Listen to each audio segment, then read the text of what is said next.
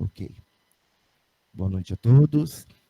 Estamos aqui no nosso último encontro de sepse na emergência. Meu nome é Douglas, para quem não me conhece, sou enfermeiro do SAMU, do NEU, Núcleo de Educação em Urgência. E a proposta hoje, no primeiro momento, eu vou falar sobre a sepse na emergência, a abordagem na classificação de risco, abordagem inicial. E em seguida, falará a doutora Cíntia Grion sobre a abordagem médica, diagnóstica e o tratamento clínico da sepse. Já gostaria de me antecipar e agradecer mais uma vez a doutora Cíntia pelo aceite do convite em falar de um assunto tão importante para todos.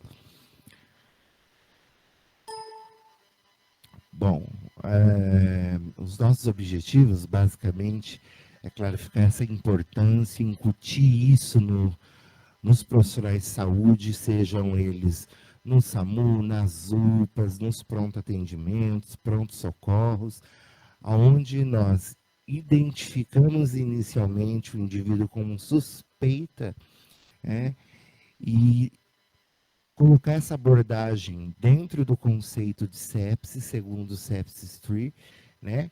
Lembrando que hoje é o conceito atual de sepsis, discutir um pouco da fisiopatologia, né? O conceito dessas, principalmente das disfunções orgânicas, o acolhimento com a humanização, então como abordar esse indivíduo na classificação de risco, promovendo o reconhecimento precoce de sepsis. Então, a gente vai deixar claro o que seria o conceito de uma sepse possível ou uma sepse suspeita. Esse paciente não pode demorar muito tempo. Então, hoje nós vamos apresentar o nosso protocolo, o nosso POP, dentro dos serviços da Rede Municipal de Londrina, no serviço de urgência e emergência. E a abordagem médica, de acordo com o Survive Sepsis Campaign, a atualização de 2021. Então, não é só porque é a campanha, mas a gente sempre tem que ter isso em mente. Pense pode ser sepse. O paciente com sepse, ele dá sinais e sintomas muitas vezes claros.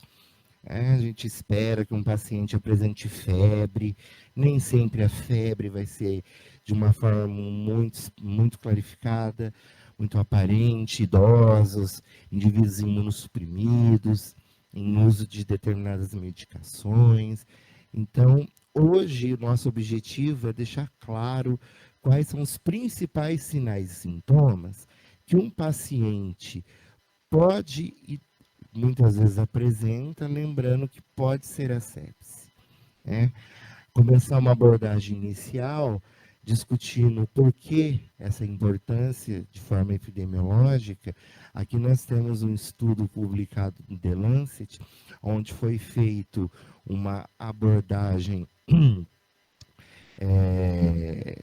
retrospectiva, mostrando o perfil de mortalidade da sepse, que nada mais é que uma síndrome, um conjunto de sinais e sintomas que tem como principal característica um foco infeccioso, Nem sempre esse foco infeccioso vai ser tão claro, Nem sempre um micro-organismo vivo, pode ser, entre aspas, um cadáver bacteriano, Que são as proteínas de membrana, entre outras coisas que nós vamos ver adiante. Desde 1990, a análise até 2017, mostrando essa mortalidade. Se nós compararmos hoje o Brasil, a linha azul claro, azul turquesa, com os países de primeiro mundo, Canadá, Estados Unidos, países europeus, nós vamos ver que ainda nós temos algumas complicações. A mortalidade atual da sepse no Brasil é em torno de 20% a 30%. Esses dados são feitos dentro de unidades de terapia intensiva. A gente ainda não tem grandes dados dentro das unidades de pronto-socorro e pronto-atendimento, mas provavelmente reflete essa situação. Lembrando que o indivíduo, muitas vezes, na porta de entrada, ele ainda não apresentou a disfunção orgânica. Vejam, por exemplo, países da África, a mortalidade é muito mais expressiva, como alguns países da Ásia. A Índia se aproxima um pouco do Brasil, uma mortalidade um pouco maior, mas a sepse é uma doença que, além de levar uma mortalidade muito alta, em torno de 11 milhões em 2017, e uma morbidade em torno de 47 milhões, isso leva a indivíduos a um gasto social e econômico muito grande, indivíduos em reabilitação, indivíduos que estão voltando de novo para a sociedade, saindo dos hospitais, saindo das UTIs, e precisam muitas vezes da presença de determinadas sequelas. Então, é de extrema importância, quanto mais cedo a gente reconhecer, e com certeza, nós vamos trabalhar dentro do enfoque clínico. Hoje a gente não tem, na maioria das portas de entrada, nós não temos exames acurados, exames monitorização invasiva, mas tendo a noção do que pode ser sepse e os seus sinais e sintomas, isso tudo vai ficar muito claro. Então, não podemos pecar pelo medo de que, será que pode ser sepse? Será que eu, classificando esse indivíduo, agilizando o atendimento dele, e se não for sepse? Será que eu vou criar um tipo de contenda, uma briga com a equipe? Não, jamais. Por isso que a gente entra dentro de um protocolo, mas o bom senso vem junto. Então, nós temos que lembrar que a cada minuto e a cada hora de atraso, a morbidade e a mortalidade com certeza vão aumentar. No Brasil, a gente tem, em média, esse outro estudo, também publicado em The Lancet, mostrando que a mortalidade de sepse dentro das enfermarias em torno de 63%, nas unidades de urgência em torno de 47%. Claro que nas UTIs a mortalidade sempre é maior, visando que nós temos maiores condições de monitorizar um paciente crítico, um paciente grave, e isso está totalmente ligado à oferta de recursos. Quais recursos? Humanos, recursos materiais. No Brasil, nós temos a maior parte dos leitos de terapia intensiva focado no Sudeste e no Sul. Isso deu uma boa mostrada na questão da pandemia, a melhora do acesso aos leitos de terapia intensiva. E mesmo assim, nós temos essas complicações. E aí eu pesquisei e vi, né, nós temos essas complicações, ainda a dificuldade de não ter algo hegemônico. Então, promover políticas que visem a prevenção e a melhoria da qualidade do serviço de saúde, com certeza, é um dos grandes caminhos. No Survive Sepsis Campaign, a gente sabe que isso hoje está bem claro, que nós devemos ter protocolos, nós devemos ter estratégias para identificar o paciente sepse possível ou sepse provável. Lembrando que o tempo de atendimento é muito importante. Então, nós não devemos pensar ou temer em comer bola nessa situação, e sim pensar em temer em comer bola na situação que você pode ter um paciente com determinadas complicações, e às vezes ele passar muito tempo nessa situação. Então, infelizmente, o Brasil é um país continental e nós precisamos ainda ter grandes melhorias. Mas desde que nossas portas de entrada, nossas equipes estão sendo atualizadas, capacitadas, isso com certeza melhorará muito os resultados e as intervenções entrando a tempo. Dentro dos pronto-socorros, PA, a gente também tem que pensar quais são os principais focos infecciosos. Então, hoje a gente tem os focos pulmonares em primeiro lugar, né? As pneumonias associadas à pneumonia associada à comunidade, as pneumonias relacionadas à assistência de serviço de saúde, pacientes que por algum motivo já estão recebendo isso, e os pacientes também relacionados à pneumonia associada à ventilação mecânica hospitalares, né? Nós temos muitos pacientes crônicos, entre eles com muitas comorbidades e que têm doenças que levam a uma imunossupressão, como diabetes, por exemplo, tem muita infecção de foco pulmonar, urinário, pele, né? Foco urinário e abdominal é o segundo mais comum no país. Em terceiro, sempre os focos associados à pele e tecidos moles, né? Então, eu sempre gosto de lembrar do paciente diabético, porque é um paciente muito comum e é um paciente que apresenta N focos, né? O pé diabético, o foco urinário, o foco respiratório, as infecções de pele associadas superficiais ou profundas, entre outros tipos de paciente. Lembrando que dentro do nosso protocolo, por isso que pacientes que são imunossuprimidos, quem são pacientes imunossuprimidos? A gente sempre tem que ter na ponta da língua. São pacientes que têm fatores de risco a desenvolver sepse de uma forma muito mais rápida e agressiva. São os pacientes soropositivos, pacientes que fazem uso de quimioterápicos antineoplásicos, pacientes que fazem uso de quimioterápicos gerais, pacientes acompanhados pela reumatologia, com doenças autoimunes, pacientes com 60 anos ou mais, ou seja, os idosos, pacientes que têm comorbidades, diabetes, hipertensão. Todos esses pacientes, eles têm um passo à frente na classificação de risco. Eles têm um passo à frente, as chances muito maiores de desenvolver infecções muito mais agressivas a ponto de desenvolver a sepse e o choque séptico.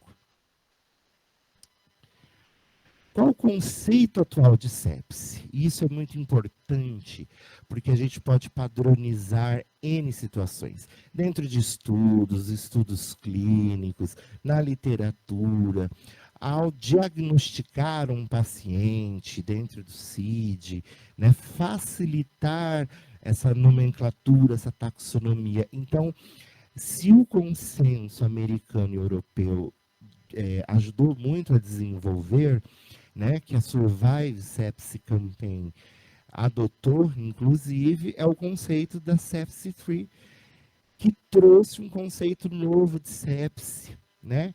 E deixa isso muito claro, é um conceito muito simples, onde sepse é uma disfunção orgânica com risco de vida, causado por uma resposta desregulada do hospedeiro à infecção. Então veja que a disfunção orgânica, em primeiro momento, é quando a gente tem falha de órgãos e sistemas, né? Disfunção orgânica é quando nós temos já instalado 2 órgãos ou 2 sistemas com disfunção orgânica.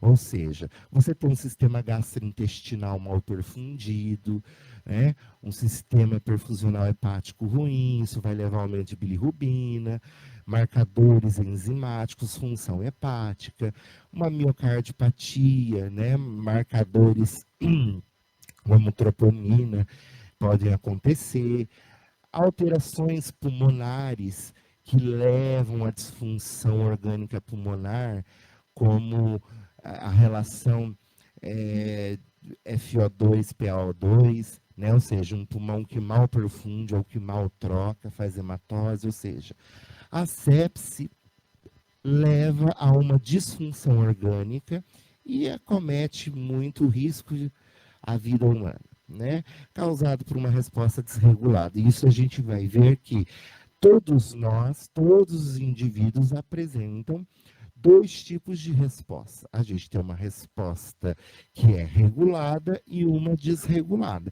Então, o sistema imune, frente a uma agressão, pode liberar uma série de mediadores químicos, citocinas, hormônios, que vão combater aquele foco infeccioso ou aquele micro-organismo que esteja ou não presente, seja ele vivo ou não, extracelular, intracelular.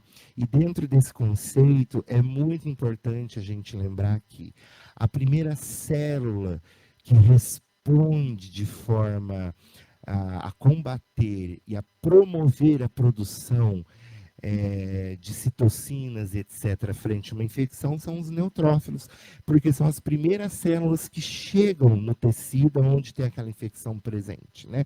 E são células do sistema imune inato. Então, ali já começa uma primeira resposta, uma liberação de mediadores, que vão chamando mais amigos, mais outros tipos de células, linfócitos, né? Vários tipos deles, TCD4, TCD8, enfim, a gente vai criando uma resposta inflamatória frente àquele foco infeccioso que está acontecendo.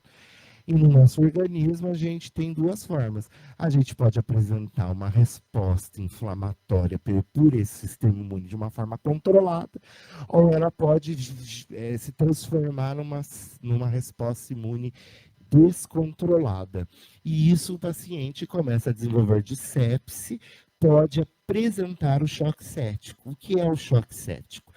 É a sepse acompanhada por profundas anormalidades cardiovasculares, ou seja, o choque é quando a gente tem a falência, a insuficiência cardiovascular, né? Ou por falha na bomba, ou por falta de volume, ou por problema na rede de distribuição de vasos. No caso do choque séptico, nós sabemos que a agressão do sistema, a resposta agressiva do sistema imune, faz uma lesão endotelial, né, na parede desses vasos, promovendo uma vasodilatação. O paciente começa a perder volume para o terceiro espaço, e essa vasodilatação leva a uma diminuição da resistência vascular, o que vai culminar com uma hipotensão.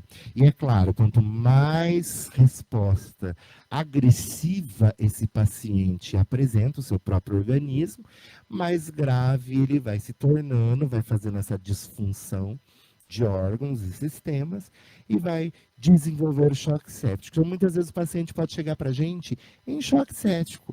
Clinicamente, como que a gente caracterizaria um choque séptico? Né? Ou a dosagem do lactato, né, que não é uma ferramenta, um dispositivo prontamente disponível em muitos pronto-socorros, pronto-atendimento, ou no SAMU, mas clinicamente o paciente que apresenta uma PAM, né, uma pressão arterial média menor que 65, ou que você infunde volume e ele não responde, já precisando prontamente de droga vasoativa. Esse é um paciente que já está em choque séptico. Em seguida, ele pode desenvolver a disfunção múltipla de órgãos, ou seja, essa hipotensão, essa dificuldade da circulação, a micro e a macro dinâmica de órgãos e sistemas, começam a apresentar disfunções múltiplas de órgãos, ou seja, vários órgãos começam a entrar em falência, uma falência aguda. Por exemplo, o rim para de produzir urina, fazer o controle da pressão arterial, o paciente evolui com injúria renal aguda, ou cronifica, que já é um renal crônico, piora mais essa injúria renal aguda. Como eu já disse, fígado, sistema gastrointestinal, cardiovascular, respiratório, o neurológico, muito importante, que é totalmente dependente de uma boa perfusão. Né? E o paciente vai apresentando sinais e sintomas, alterações do nível de consciência, entre outras disfunções. Então, essas novas classificações, elas devem ficar bem claras, né?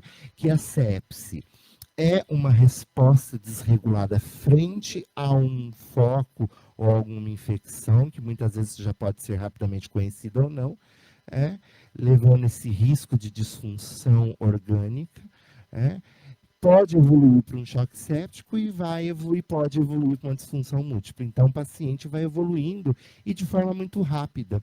Então, a gente tem que lembrar que nos primeiros estágios da sepse, as primeiras 48 horas são muito críticas. Esse paciente não tem muito tempo a perder. Nós precisamos, a equipe multiprofissional, intervir logo, porque é a fase mais crucial, é onde a resposta imunoinflamatória está bem agressiva.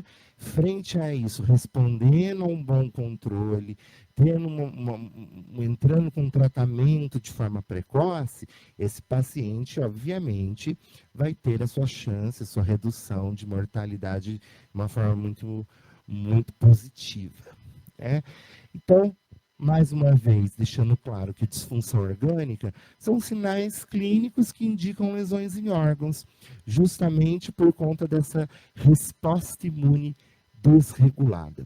Como a doutora Cíntia vai abordar isso melhor, com alguns índices prognósticos que nós usamos, que são mais fáceis de usar no intra-hospitalar ou dentro das UTIs. Mas, Douglas, como fazer isso na porta de entrada? Como fazer isso de forma rápida, precisa, na classificação de risco? De forma a interpretar se um paciente já está apresentando disfunções orgânicas, observando determinadas alterações. Então, pressão sistólica igual ou menor a 90, já são pacientes que provavelmente já podem estar evoluindo para choque, né? Pacientes que têm alterações do nível de consciência, então aquele paciente que está agitado, né? Um paciente que pode estar, imediatamente ele já estava agitado, agora ele começou a ficar mais rebaixado, é um paciente sonolento, que você chama verbalmente, ele acorda, paciente torporoso, que muitas vezes você tem que estimular, fazer um estímulo doloroso, né, glabelar, ou simplesmente retroesternal, para que esse paciente desperte. Isso já demonstra que o paciente tem um nível de consciência extremamente rebaixado, saturações igual ou menor a 90, em ar ambiente, ou o paciente já está em oxigenoterapia, e mesmo assim tem uma saturação que está caindo, né? Com dispneia importante, não só o sinal vital, mas o padrão respiratório é muito importante. Esse paciente está hipoventilando, esse paciente está fazendo uma hiperpneia, esse paciente aumenta a frequência respiratória maior que 20, ele tem dificuldade de falar ou de formar frases, mesmo em repouso, isso já demonstra que o sistema respiratório também está comprometido. Diurese, se a gente tiver condições de monitorar a diurese desse paciente, ou simplesmente na classificação de risco, você pergunta, senhora está urinando, o senhor está urinando, como é que está? Olha, não estou urinando, né? Eu tomo líquido, ou de repente naquele dia a temperatura é mais amena e eu não estou quase urinando, não urinei nada. E quando urina, a urina sai pouco, um odor forte, urina com odor forte, geralmente é porque ela está concentrada, não só com foco infeccioso. Então, todas essas perguntas, essas avaliações de forma rápida e precisa, nessas situações já demonstra o paciente que tem disfunções orgânicas. E um paciente que tem uma disfunção orgânica, ou seja, ele tem um órgão que já está em comprometimento, é um paciente que minimamente ele já vai ser da classificação da cor amarela. É um paciente que não pode esperar. É um paciente que rapidamente ele tem que ser avaliado pelo médico, pelo enfermeiro. A gente tem que promover a confecção de um acesso venoso. Esse paciente tem que ser rapidamente monitorizado. É um paciente que não podemos perder tempo, não é um paciente que está brincando. Disfunção orgânica observada na sepse, então ela é evidenciada por diferentes sintomas, como eu disse. Muitas vezes refletindo a hipoperfusão tecidual, né? Se a gente tivesse condições de dosar o lactato desse paciente, um lactato alto, né? Em torno de, aqui como eu coloquei atrás, maior ou igual ou maior a 2 milimols por litro, né? Se o seu laboratório usa essa dosagem, sugere hiperlactemia, ou seja, as células não estão recebendo oxigênio suficiente, começa a desenvolver respiração anaeróbica. Justamente porque vasodilatou, o volume expressivo não é entregue de forma eficaz, adequada. Ou seja, diminuiu a resistência vascular, aquele paciente, aquele fluxo sanguíneo passa muito rápido por aquele tecido e não tem tempo de troca. É aquele paciente que muitas vezes você, se ele estiver muito grave, tiver em choque, você está fornecendo oxigenoterapia e mesmo assim não está melhorando, né? Porque o oxigênio não chega na célula, né? Ele não tem fluxo passando por aquele tecido. Dentro das UTIs, os pais, o score SOFA, né? A doutora Cíntia vai mostrar isso melhor, os scores, e falar quais são os indicativos hoje apresentados pelo Survival Sepsis Campaign, a gente vai ver um aqui mais importante para a classificação de risco. Se a gente tiver condições de dosar N marcadores, a gente pode usar o score SOFA, né? No pronto atendimento, nos pronto-socorros, no SAMU, a gente não tem essa condição. Então, mais uma vez reforçando, o importante são as alterações clínicas que esse paciente pode apresentar. Aqui, só mais uma vez reforçando, o ciclo da sepse ele é muito interessante, porque nas primeiras 48 horas o paciente apresenta uma fase hiperinflamatória, ou seja, a gente tem aquele equilíbrio, aquela balança. De um lado a gente tem a resposta imune inflamatória e do outro a gente tem uma resposta anti-inflamatória no nosso corpo. Paciente que apresenta sepsis, choque séptico, a resposta agressiva inflamatória, ela passa a ser maior que a anti-inflamatória. Com isso, a gente vai ter maiores danos naquele organismo. Então, deixar isso bem claro que a sepse, o choque séptico, necessariamente, a infecção pode não ser muito grande ou não pode ser agressiva, mas a resposta daquele hospedeiro, daquele paciente, daquele indivíduo que ele apresenta, essa sim é um problema muito grande, né? E a gente não consegue ainda imunomodular o próprio sistema imune do paciente. Então, por isso que a gente tem que identificar isso de uma forma precoce, quando a gente recebe um paciente com essa suspeita. Aqui a gente tem esse diagrama aqui mostrando basicamente o ciclo da sepse, do choque séptico e disfunção múltipla de órgãos.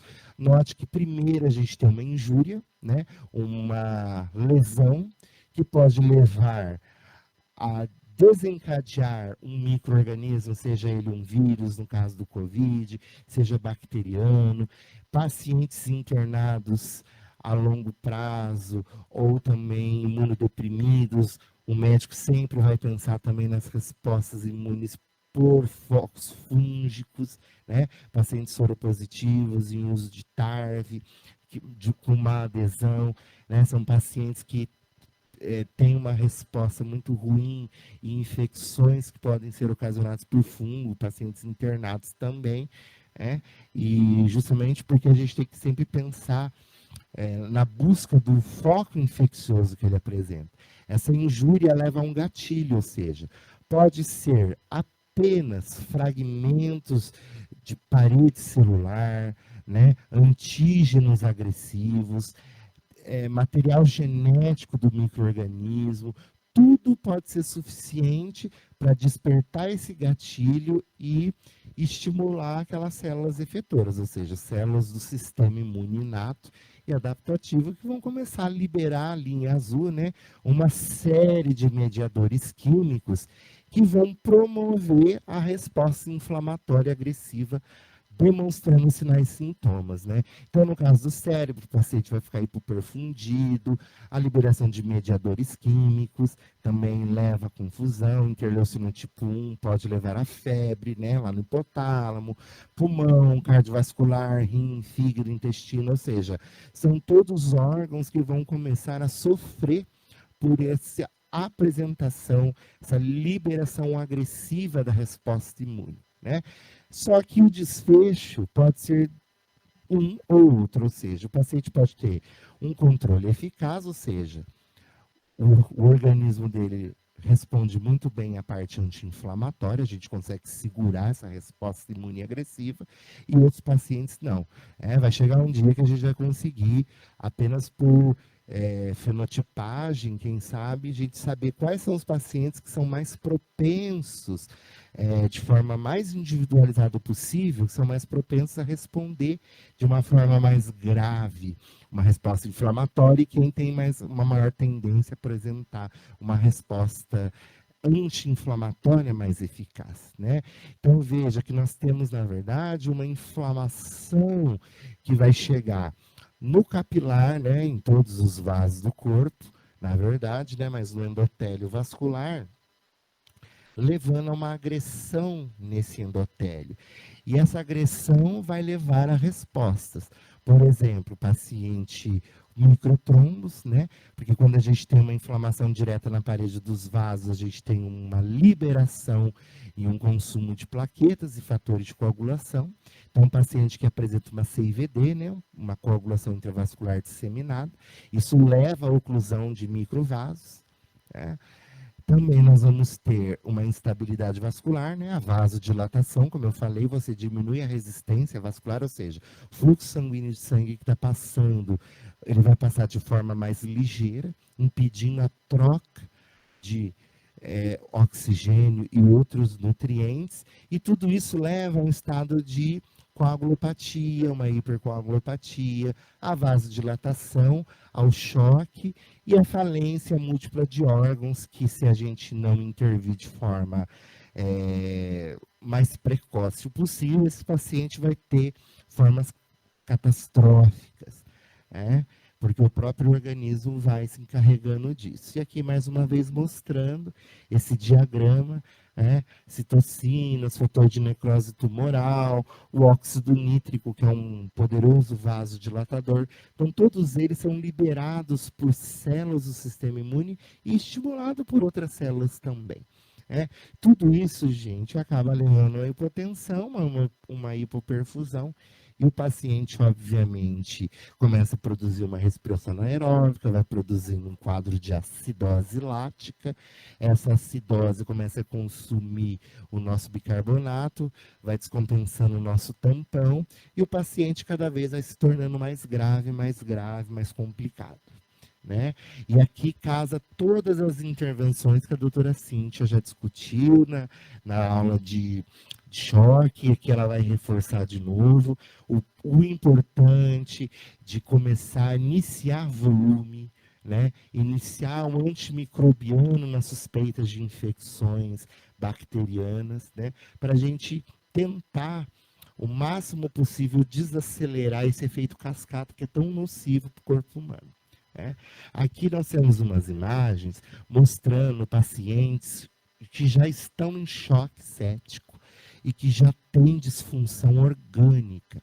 Na primeira imagem à esquerda, aí onde a gente tem esses membros inferiores, eu quero que vocês notem primeiramente no primeiro joelho à esquerda, isso aqui nós chamamos de Mottling, né? O Mottling nada mais é que o marcador usado, ele é muito importante, é uma escala, estão vendo que ele tem um diagramazinho mostrando alvos.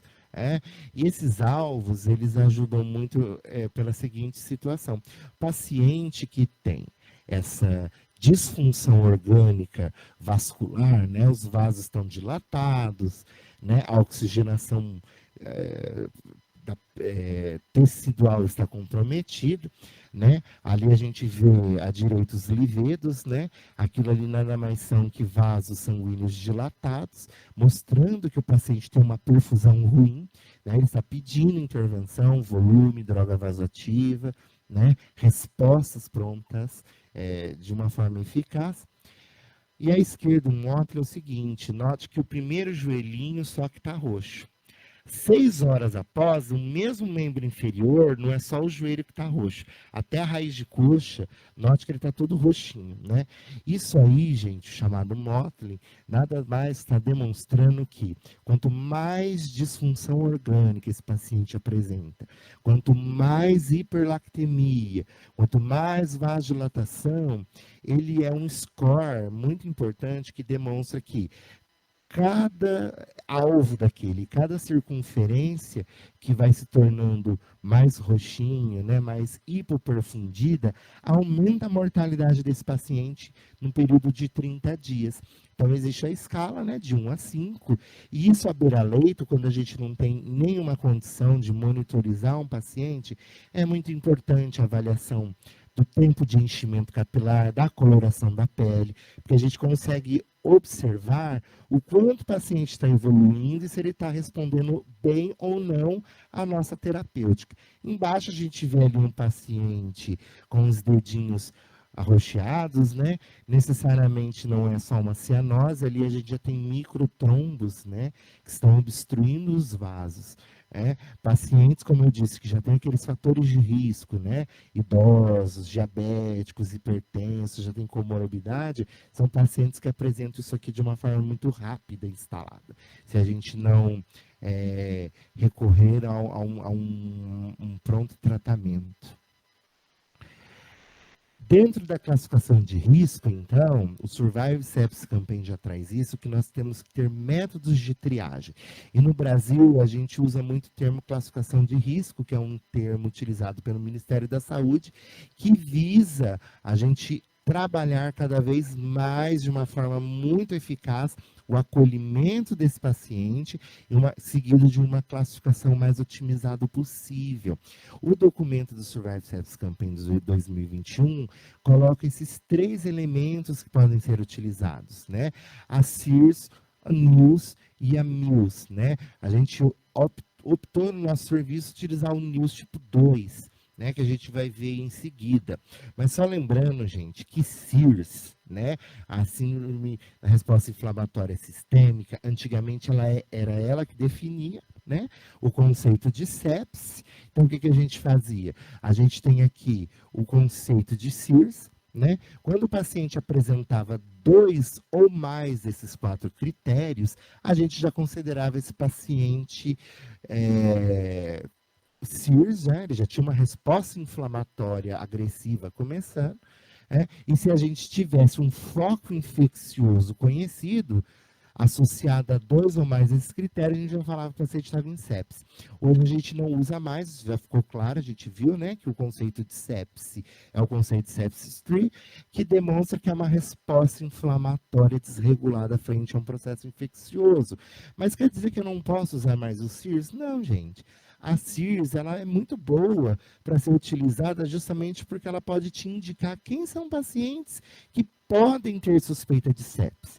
Eu não posso mais usar ela para conceituar sepsis, mas a gente pode usar ela no dia a dia, em qualquer serviço, sem problema nenhum. Por que a gente não adotou ela? Porque um dos quesitos da CIRS é a gente justamente ter parâmetros laboratoriais, né? Leucocitose, desvio de células à esquerda. Então, assim, a gente não tem isso dentro da classificação de risco, né? Os primeiros exames vão ser coletados assim que o médico prontamente avaliar aquele indivíduo, né? Mas ela ainda pode e deve ser usada como parâmetro para a gente poder identificar a presença de sepse, tá? Aqui a gente tem o NILS, que hoje a gente usa o NILS 2. O que é a escala NIL 2? Ela já está na segunda versão dela. O que é NILS? Se a gente traduzir NILS, é a escala de atenção precoce nacional. Ela é uma escala muito prática, objetiva e muito importante.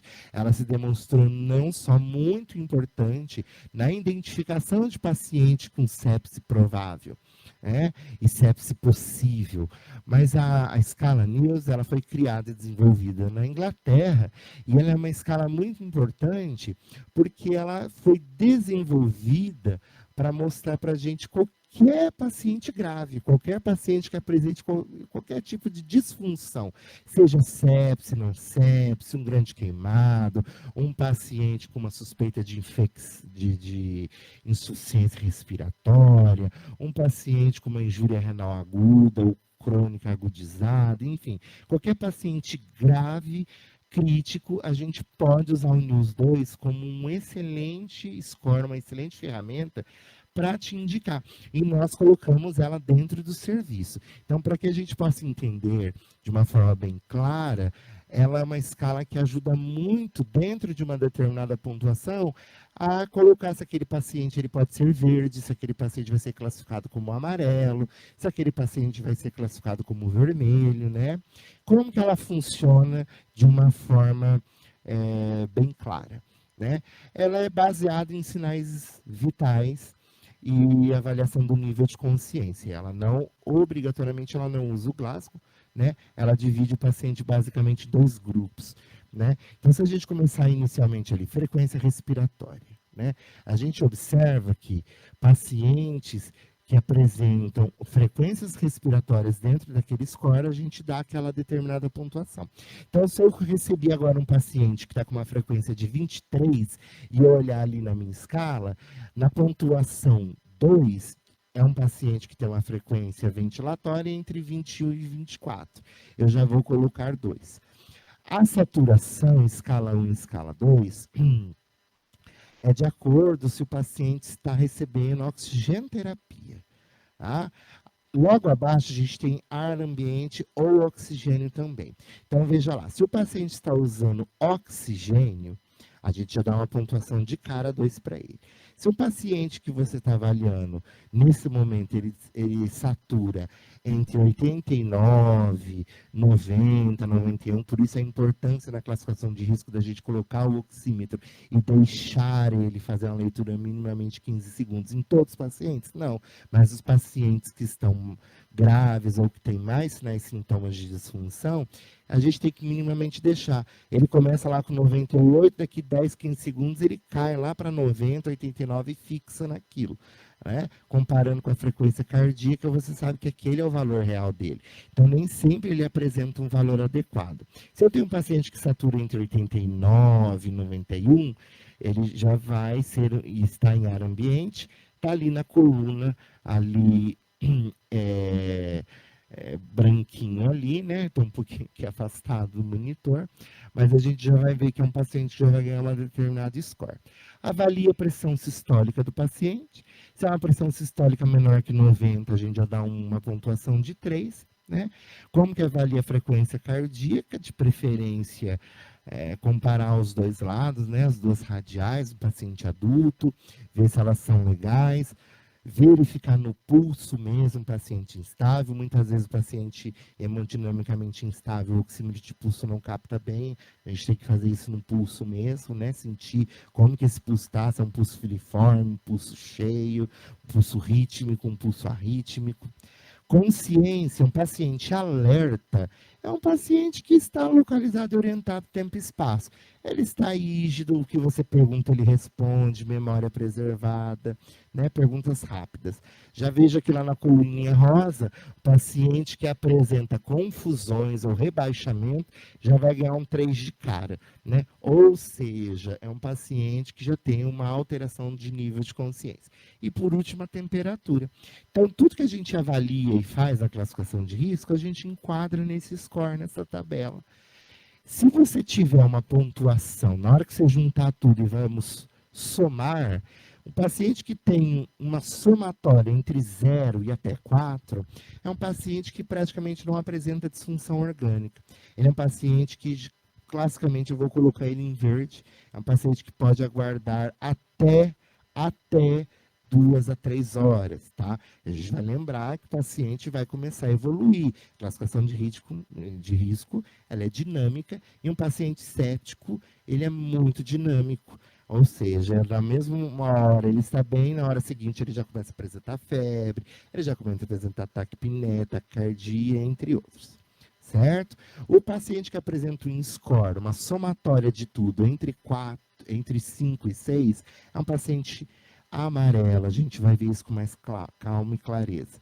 Agora, o paciente, gente, que já apresenta um score, avaliei tudo, e a somatória de todos os pontos dão igual ou maior, uma pontuação igual ou maior que 7, esse é um paciente vermelho. Tá? Um paciente, para ter uma somatória aí de 7, ele já vai ter vários sinais e sintomas descompensados, vários disfunções orgânicas aparentes. Isso é muito importante. Então, a gente tem um score que nos norteia isso. Ninguém está tirando da sua cabeça, do seu achismo. A gente tem um instrumento validado clinicamente, cientificamente. Ela é uma escala validada no Brasil, né? Foi, inclusive, traduzida para o português, justamente para que a gente tenha essa avaliação e essa forma mais predita da gente poder usar um instrumento que nos norteia e nos ajuda muito. Né? Aqui tem um glossário, dentro do nosso POP e nos serviços de saúde, essa escala tem que estar presente, né? Ela já está presente dentro desses POPs, e aqui a gente coloca essa tabelinha resumindo, então, o resultado da pontuação. Né? Lá, então, na nossa UPA, no nosso SAMU, o que a gente tem que abordar na classificação de risco de um paciente suspeito ou provável sepsis? Então, primeiro, sinais vitais. Verificar também a glicemia, Se eu tiver condições, um paciente grave, se eu não tiver monitor multiparamétrico, faça a PAM, porque a PAM, ou seja, pega a sistólica mais 2 vezes a diastólica, divide por 3. Um paciente chocado, ele vai ter um valor igual menor, ele vai ter um valor menor que 65. Ele já está te mostrando que esse paciente precisa inicialmente de atenção, ou de volume, ou de droga vasoativa. Tá? Mas ele já te mostra esse valor muito preciso. É um valor que a beira-leite é muito importante e a gente tem que usufruir disso, né? Quando começar os seus sintomas, né? A sua febre, a sua disfunção para urinar, esse quadro mais agitado, mais sonolento, passou o dia de hoje, quando começou isso, né? Quais são os fatores de risco para sepse, choque séptico? Mais uma vez deixando claro, idosos, ou seja, igual a maior de 60 anos, imunossuprimidos e comorbidade. Então, o idoso de 75 anos, diabético, hipertenso, e que faz uso de um imunossupressor por conta de um acompanhamento de um quadro reumatológico ou autoimune, é um paciente estourado, largado na frente, um paciente que tem N fatores de risco. Quais são as medicações utilizadas? Isso é muito importante. Procurar sinais e sintomas sugestivos de infecções. Pode ser sinais e sintomas de disfunção orgânica ou sinais e sintomas que podem apresentar já uma provável sepse, né? Paciente, nem todos fazem febre, muitos pacientes idosos, como a gente é bem sabido, eles fazem hipotermia, né, menor que 35, taquicardia, né, igual ou maior que 110, 120, já são taquicardias provavelmente taquicardias sinusoidais, né, sinusais que transmitem, por exemplo, o paciente está fazendo taquicardia por febre, ou porque está com uma polimialgia, algum incômodo ou algo que está acontecendo, está demonstrando essas descompensações. Paciente com sistólica igual, menor que 100, hoje já é considerado choque, não somente menor que 90, isso aqui no colegiado colégio americano de cirurgiões, já, principalmente no ATLS, né, já vem esses novos conceitos. Paciente com frequência cardíaca menor que 100 já é um paciente que a gente tem que ficar atento em circunstâncias graves, né? Comorbidades, riscos para sepse, traumas, entre outras coisas. Alterações do nível de consciência, paciente com alteração da perfusão, isso é muito importante. Tempo de enchimento capilar menor que 3 segundos. Ele é um marcador que veio novamente dentro do Survive Sepsis Campaign, nessa última atualização de 2021, deixando isso bem claro, né? Que o tempo de enchimento capilar, ele é um amigo, ele é um aliado à beira-leito, né?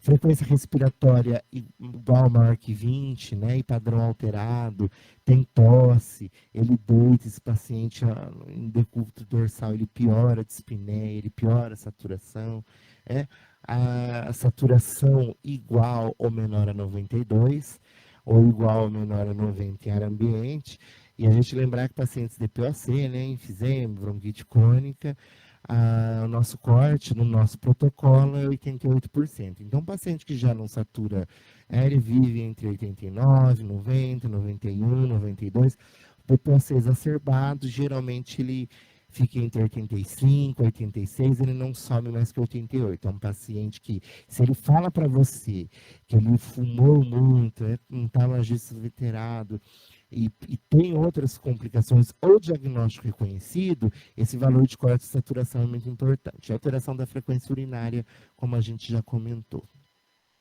Né? Entrando aqui no desfecho final da nossa primeira apresentação, como que a gente vai trabalhar, então, na classificação de risco, observando clinicamente o indivíduo com sepse possível ou sepse provável? Então, a gente sempre vai verificar os sinais vitais. Sinais vitais são alterados sugestivos, né, de infecções ou disfunção orgânica. Dentro do nosso POP, isso está bem claro. quais são esses sinais e sintomas, né? O que esse paciente te relata, que é tudo isso que a gente viu, né? Os extremos dos sinais vitais, alteração do nível de consciência, paciente com prováveis focos pulmonares, abdominais, né? Dor abdominal, febre associada, tosse, dispneia, enfim, né? E ele apresenta uma suspeita de foco infeccioso. Então, na classificação a gente não diagnostica, mas ela é uma ferramenta de extrema importância, porque é ali que a gente pode suspeitar de uma provável infecção. Ah, chegou no médico, não era? Ótimo. Nosso papel é cumprir ali, naquele momento, essa dificuldade de, às vezes, o paciente ter um retardo a chegar pelo médico e pela equipe multiprofissional e já começar a receber o primeiro tratamento, né? Então, aqui atentar que o paciente classificado como vermelho é um paciente que ele tem suspeita de infecção e com risco de disfunção orgânica, ou seja, é o paciente que já tem na cara apresentando disfunção orgânica, esse é um paciente que vai ser vermelho. Quais são os sinais e sintomas de disfunção orgânica? A gente discutiu bastante e aqui lá no nosso POP isso está bem claro, né? É o usuário que refere que ele já tem um diagnóstico de infecção de repetição ou sintomas que remetem a essas possíveis infecções. É um paciente hipotenso, um paciente que faz febre, que faz hipotermia, é um paciente com respiração irregular, desconforto respiratório, taquicardia, redução de diurese. Associado a isso, é um paciente que também tem fatores de risco presente. É um idoso, é um imunossuprimido ou tem comorbidade.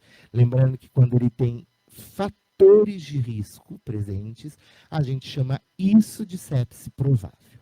Tá? O que é sepse provável, Douglas? É o paciente que provavelmente já tem um quadro séptico instalado e o paciente que é um provável séptico, de cara é um paciente que já tem fatores de risco, tá bom? E, claro, usando a nossa escala, como a gente viu até agora, a escolhida nos dois, paciente que tem pontuação igual ou maior a 7, tá? Então, o paciente tem essa associação desses 3 elementos, ou somente um elemento presente, que nada mais é que a mesma coisa que o outro, né? A NIOS 2 ela só vai refletir exatamente os pacientes que apresentam essas suspeitas, essas infecções que têm um quadro de disfunção orgânica, né? Paciente apresentou disfunção orgânica, gente, não tem, mas é um paciente vermelho, ele precisa rapidamente ser conduzido ao médico e à equipe multiprofissional, né? Enfermeiro, médico, técnico de enfermagem, todos esses pacientes precisam ser acolhidos por essa equipe o quanto antes, né? Paciente amarelo é o paciente que tem suspeita de infecção, só que nesse caso ele não tem risco de disfunção orgânica, tá? Então, é um paciente que já não tem, de uma forma escancarada, alteração em rebaixamento do nível de consciência, alterações graves do quadro respiratório, paciente que tem foco infeccioso fácil e rapidamente caracterizado, uma celulite, entre outras coisas, né? Um paciente que apresenta febre de longo tempo, dor torácica, palpitações, né? Um paciente que passou por internações recentes. Será que esse paciente tem risco e chance de ter uma endocardite ou algum problema? Enfim, a história dele é muito importante. Agora, ele tendo sinais e sintomas de infecção, sem o risco de disfunção orgânica, é um paciente que a gente já pensa em amarelar. É um paciente que já pode esperar um pouco mais, 30 minutos, 1 hora, né? Tendo a pontuação na escala nos dois, entre 5 e 6, já é um paciente que eu não posso perder tempo, né? Ou a pontuação de 3 pontos no mesmo parâmetro. O que é a pontuação de 3 pontos no mesmo parâmetro? É quando um paciente, em qualquer um desses parâmetros, por exemplo, na pressão arterial sistólica, tá? Ele já tem de cara ali menos que 90, a gente já pontua ele como 3. Paciente que em uma desses quesitos ele já tem uma única pontuação de 3 de cara, é um paciente que eu também já vou pensar em colocar ele no eixo amarelo, tá? Vejam também que na classificação amarela, o paciente que também é fator de risco presente, tá? Ou seja, é o que eu chamo de sepse provável, tanto no amarelo quanto no vermelho aqui, né? É um paciente que tem fatores de risco. É um idoso, imunossuprimido ou que tem comorbidades, tá? Nesse caso, na dúvida, a gente sempre solicita, se o seu serviço não é na classificação de risco como enfermeira, a gente chama, comunica isso à enfermeira para poder observar de forma mais rápida e rígida, com critérios e certezas que esse paciente realmente precisa de uma intervenção mais rápida. E o paciente classificado como verde? É um paciente que tem suspeita de infecção, mas não tem nenhuma disfunção orgânica, né? Ou infecção referida. A pontuação na escala NIOS-2 é de 0 a 4 e é um paciente que não tem fator de risco. Então, chegou lá um jovem de 21 anos, rígido, não tem nenhum fator de risco, né? A idade, não tem nenhuma doença imunossupressora, ele não tem uma doença que conjecture com isso, AIDS, HIV, entre outras, né? Quando o paciente não apresenta fatores de risco, a gente diz que ele é um sepse possível, ou seja, ele é possível de desenvolver sepse, né? Isso não quer dizer que é um paciente que vai ficar lá muito tempo. Se ele já tem uma pontuação na escala de 0 a 4, é um paciente que em 2 até 3 horas a gente precisa intervir. É um paciente que antes não tinha febre, que daqui a pouco pode apresentar, né? De verde ele vai para amarelo, enfim. A gente sabe que classificação de risco, o paciente é uma conduta, é uma avaliação muito dinâmica, né? Então, resumindo, o paciente classificado como vermelho, ele tem um histórico positivo, tem fatores de risco presente e sinais e sintomas de disfunção orgânica associada. Se a gente aplicar o score nos dois e ele dá uma pontuação igual ou maior que 7, é um paciente com disfunção orgânica, é um paciente vermelho, ele não pode esperar, tem que ser atendido naquele momento. O paciente amarelo também tem um histórico positivo para infecções, né? Ele relata para você o tempo que isso começou, o que pode ter começado, quando começou. Ele tem fatores de risco presente também e sinais e sintomas, só que a diferença para o vermelho e para o amarelo no tempo do atendimento é que um tem disfunção orgânica e o outro não tem.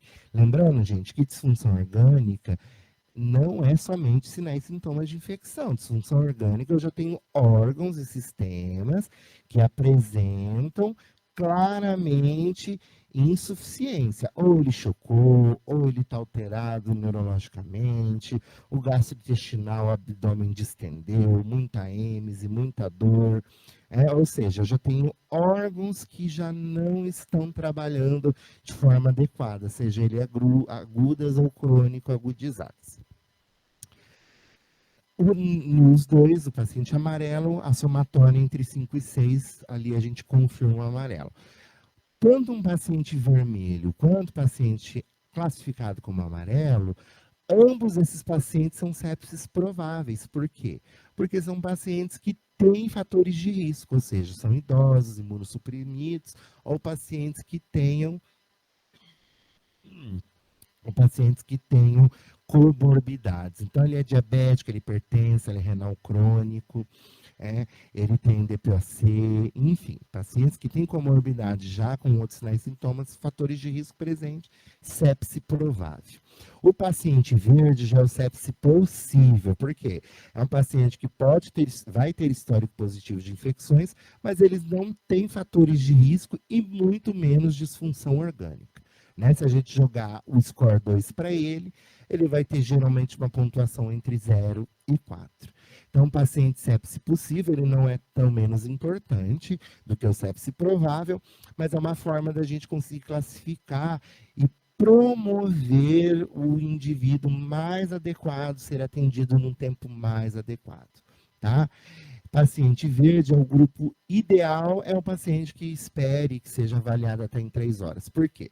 Porque o Survive Sepsis Campaign nos coloca isso, né? O ideal é a antimicrobiana terapia começar na primeira hora, e o tempo volume a ser infundido até em 3 horas. Claro que os pacientes também podem, o tempo de entrada de administração ao antimicrobiano escolhido, que é sempre nessa situação vai ser de forma empírica, né? Iniciar até 3 horas. O paciente pode evoluir de forma favorável ou desfavorável nesse período de tempo. Tá? O que a gente tem que trabalhar, gente, é com tempo e com certezas, com critérios clínicos bem validados, bem construídos, o mais rápido possível, tá? E aqui está aqui eu apresento a vocês. Dentro do nosso POP, a gente tem vários instrumentos, várias situações, mas essa aqui é a classificação de risco que foi desenvolvida, né, eu desenvolvi ela visando a classificação de risco nos casos suspeitos de sepsis. Então, aqui é só um anagrama mostrando isso. Então, olha lá, averiguar a presença de sinais e sintomas, né, o início desses sinais e sintomas, avaliar os sinais vitais, o histórico, medicações e a presença ou não de fatores de risco. Ali embaixo, né, eu coloco quais são os fatores de risco, idade, imunossuprimidos, comorbidade, e como a gente classifica ele em vermelho, em amarelo e verde, né? Ali eu procurei detalhar o máximo possível, e dentro dos POPs, isso está bem detalhado, tá joia? Então, para a gente encerrar esse primeiro momento, a gente sempre tem que pensar. Pode ser sepse? Sim. A sepse, gente, ela é longe de um diagnóstico médico. A sepse é uma síndrome clínica que é de total importância para todos nós profissionais de saúde. Sejamos médicos, enfermeiros, farmacêuticos, técnicos de enfermagem, condutor socorrista, ou seja, a gente tem que treinar os nossos olhos, os nossos ouvidos, a identificar um paciente que eu preciso falar. Isso pode ser sepse, sem risco e medo nenhum, de alguém, aquele ali é o doutor sepse, a enfermeira sepse. Não, é um diagnóstico muito comum, a gente viu isso de forma epidemiológica, muito corriqueiro e de alta mortalidade e morbidade. Então, a gente sempre precisa pensar que pode ser sepse. Se eu não tenho recursos, eu não tenho condições, né? A gente tem clínica, né? A gente tem escalas, a gente tem o tutano, boa e velha clínica. Avalie o seu paciente. O paciente séptico, como qualquer paciente grave, não é um paciente que você avalia, vira as costas e sai. É um paciente que você avalia, conduz, trata, reavalia, sai, 10 minutos eu volto, eu olho aquele paciente, porque o processo tanto de tratamento, mas quanto de identificação, é o que a gente está falando aqui, é um processo extremamente dinâmico e a gente não pode perder esse tempo. Tudo bem? Eu deixo aqui meu muito obrigado. Perguntas e respostas eu vou deixar para a gente colocar isso mais adiante, assim que a doutora Cíntia terminar a parte dela, tanto perguntas para ela quanto para mim, qualquer colocação, qualquer fala, no final a gente remete a isso, tá joia? Eu dou a palavra à doutora Cíntia. Boa noite, doutora. Mais uma vez, muito obrigado pelo convite, pela parceria e pela amizade.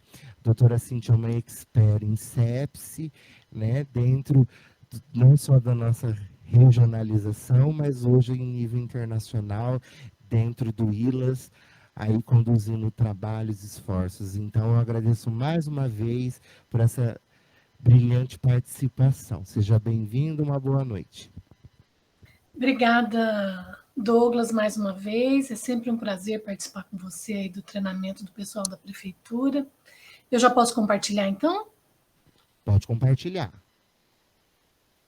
Lembrando ao pessoal, só mandar os dados de vocês no chat, tá? Para a questão de certificações.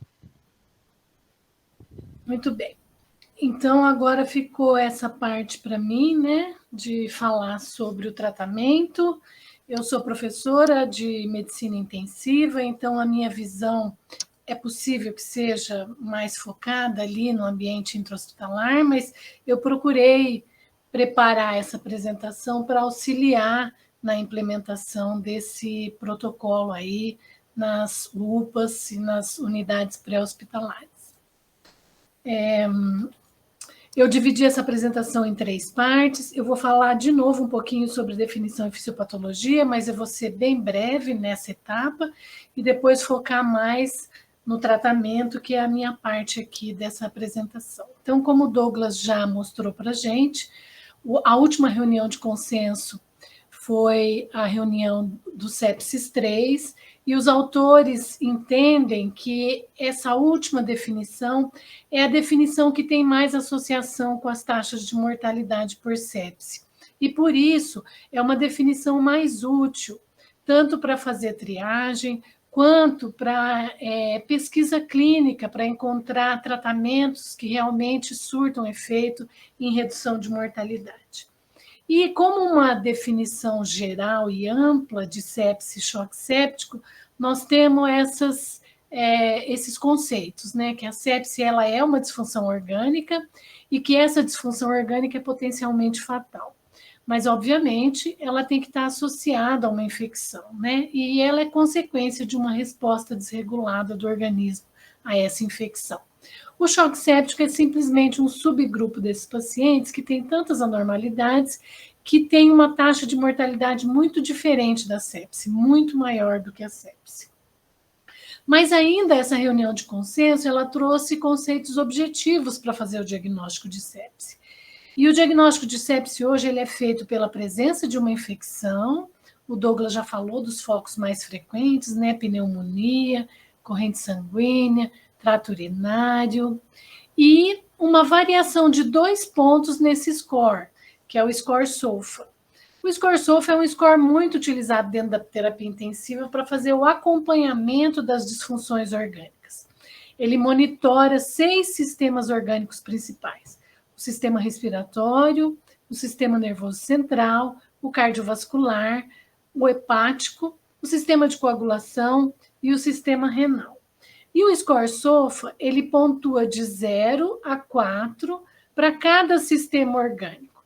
Mas para fazer a conta, para calcular esse score SOFA, nós vamos precisar não só da avaliação clínica do paciente, com a escala de coma de Glasgow, a presença de hipotensão arterial, a presença ou não de oligúria nas últimas 24 horas, o uso de drogas vasoativas, mas também a gente vai precisar de bastante dados laboratoriais, né?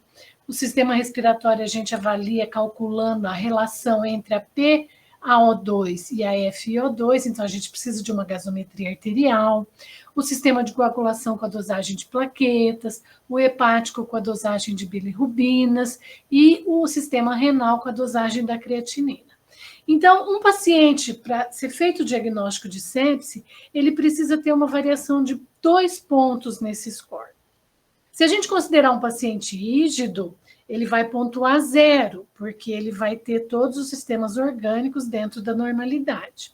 Então, imagina que o teu paciente que você está atendendo na UPA e chegou com uma suspeita de pneumonia comunitária, ele se apresenta com uma escala de coma rebaixado, um Glasgow rebaixado de 13, aí ele pontua 1 ponto aqui no SOFA. E uma hipotensão arterial, mais 1 ponto. Então, houve uma variação de 2 pontos. E aí fecha o diagnóstico de sepse. Ou, por outro lado, se esse paciente vem com uma suspeita de infecção do trato urinário e também relata oligúria, a variação já é de 3 pontos no SOFA. Então, também já fecha um diagnóstico de sepse. E o choque séptico, ele, além da avaliação clínica, como a presença de hipotensão arterial que não responde à reposição volêmica e que necessita de vasopressor para manter uma pressão arterial média de pelo menos 65, além disso, é necessário ter uma alteração do nível de lactato para fechar o diagnóstico de choque séptico. Nos locais onde não tem disponibilidade de fazer a dosagem do lactato para fechar esse diagnóstico, a reunião de consenso aceita que os profissionais avaliem o tempo de enchimento capilar em substituição ao lactato. Então, se houver um tempo de enchimento capilar alargado, maior que 33 segundos, eu já posso dizer que aquele é um paciente com choque séptico. Mas é claro que não é muito simples. O score SOFA não é um score simples de ser aplicado nem dentro da terapia intensiva. A gente não consegue memorizar aquela tabela inteira, né? Então, os autores daquela reunião de consenso desenvolveram o que eles apelidaram ou chamaram de quick SOFA, ou um SOFA mais rápido, mais express. E esse SOFA, ele só avalia 3 variáveis: a frequência respiratória, a alteração do nível de consciência e a pressão arterial sistólica. Então, se o paciente tiver 2 ou mais desses critérios positivos, ele é tido como um paciente com quick SOFA positivo. E o que esse quick SOFA positivo traz de informação para o médico que está avaliando esse paciente na ambulância, no pré-hospitalar ou até mesmo dentro do hospital?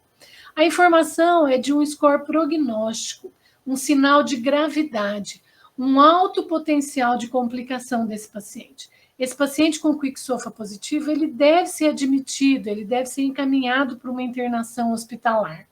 E ele deve ser investigado. Alguma coisa muito errada está acontecendo com ele. Pode ser sepse, então a gente tem que pensar que isso pode registro ser uma efetuado. sepse, mas também pode ser um outro diagnóstico, pode ser um acidente vascular encefálico, pode ser um infarto agudo do miocárdio, um choque hemorrágico por algum sangramento que ainda não se manifestou, e assim por diante. Então, é um score muito útil para a gente fazer uma triagem, entender a gravidade daquele paciente e decidir sobre a admissão hospitalar ou não desse paciente e pensar no diagnóstico diferencial da sepse. Muito bem, agora com relação um pouco sobre a fisiopatologia. A gente tem que lembrar que a sepse ela vai sempre começar como uma infecção localizada. Então, se a infecção localizada, por exemplo, nessa imagem, no sistema urinário, ela só manifesta sintomas locais, como disúria, polaciúria ou no máximo uma dor lombar, isso se trata de uma infecção localizada. O micro-organismo invadiu esse órgão e está fazendo uma reação localizada. Esse é um prognóstico muito diferente do que quando acontece uma sistematização da infecção, quando a infecção se torna sistêmica. Ela se torna sistêmica tanto pela multiplicação bacteriana, que pode fazer uma bacteremia e se espalhar por todo o corpo, mas não só isso. Pode ser somente a reação inflamatória, aqueles elementos de citocinas, fatores todos inflamatórios que vão circular na corrente sanguínea e que vão levar à manifestação em órgãos à distância. Isso decorre da interação do patógeno com o nosso sistema imunológico e a produção, então, de todos aqueles elementos que vão configurar a resposta inflamatória. E esses órgãos à distância mais comumente acometidos, no caso do diagnóstico de sepse, são o cardiovascular. Então, vai haver um enfraquecimento do coração, com uma redução da contratilidade cardíaca e uma vasodilatação patológica com uma redução da pressão arterial, se manifestando, então, com uma hipotensão arterial importante. Além disso, nos pulmões, a gente pode ter uma infiltração do tecido pulmonar por essa reação inflamatória, com dificuldade de troca gasosa e a presença, então, da hipoxemia. A sepse também causa coagulação intravascular disseminada. Essa coagulação ela vai acabar prevenindo que o oxigênio chegue a vários sistemas orgânicos, como os rins, o trato gastrointestinal, o sistema nervoso central e assim por diante, com outras manifestações à distância. Então, dentro dessa fisiopatologia da sepse, a gente tem muito conhecimento sobre os mecanismos que levam a todas essas manifestações clínicas. No modelo de sepse experimental por bactérias gram-negativas, a gente conhece que a endotoxina da bactéria gram-negativa, que é a lipopolissacarídeo, né, conhecida como LPS, ele vai circular na nossa corrente sanguínea, vai se ligar a uma proteína, a proteína ligante do LPS, ele pode se fixar na membrana celular por esse receptor de membrana celular, aqui por um acaso é uma célula imunológica, um macrófago, e essa fixação vai gerar vários sinais no citoplasma dessa célula inflamatória, levando uma mensagem para o núcleo dessa célula, para esse núcleo produzir todo o material que vai repercutir na resposta inflamatória sistêmica. E esse material é muito diverso e várias células do nosso organismo estão envolvidas nessa resposta inflamatória. Por que eu estou mostrando tudo isso? Porque existe um grande conhecimento já dessa fisiopatologia a nível molecular, de como ocorre a sepse e o choque séptico. Mas, infelizmente, todo esse conhecimento ainda não se traduziu num tratamento específico que possa imunomodular essa resposta inflamatória. Infelizmente, nós não chegamos nisso ainda.